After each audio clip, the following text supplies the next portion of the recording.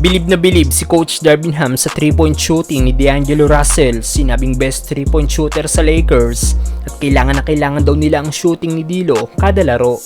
Patuloy nga pong mainit na shooting ni D'Angelo Russell sa tres ngayong season dahil as of now may 183 3 points made na ang Lakers guard.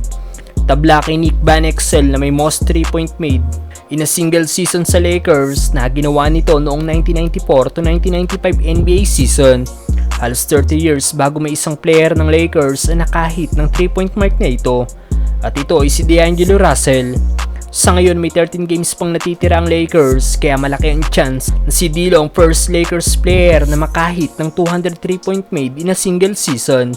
At siguradong next game siya nang may hawak ng record bilang may pinakamaraming 3 points na nagawa sa isang season sa franchise ng Lakers. Well, si D'Angelo Russell nga po naging leading scorer ng Lakers kanina kontra sa Atlanta Hawks kung saan nagtapos ito na may 27 points, 4 rebounds sa 10 assists, shooting 6 of 10 sa 3-point area. Hindi lang ang shooting ni D'Lo ang kapansin-pansin sa kanyang laro dahil sa last 2 games may total 23 assists ang nasabing Lakers guard at nakagawa lang ng isang turnover. At after ng game kanina sa post-game interview ni Coach Darvin Ham, pinuri nga po nito si D'Lo at sinabing hands down si D'Lo daw ang best 3-point shooter ng Lakers at gusto niyang patuloy na maging agresibo ang Lakers guard. At ang shooting daw nito sa 3-point line ay elite na kailangan nila kada laro. Narito ang naging highlight si D'Angelo Russell laban sa Atlanta Hawks. Ganda ng cross-court pass ni D'Lo kay Rui na inatake ang basket.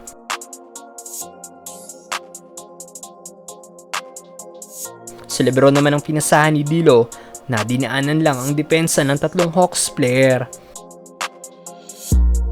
Pasok din ang corner 3-point shot ni Max Christie mula pa rin sa assist ni D'Angelo Russell.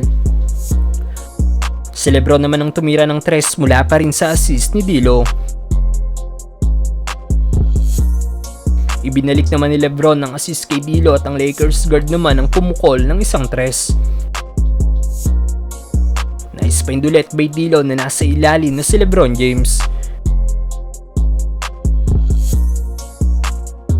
Miscommunication sa part ng Hawks kaya naiwang wide open si D'Lo na pumukol ng isang 3. Lupit naman ang ginawang shake and bake ni D'Lo na may kasama pang foul.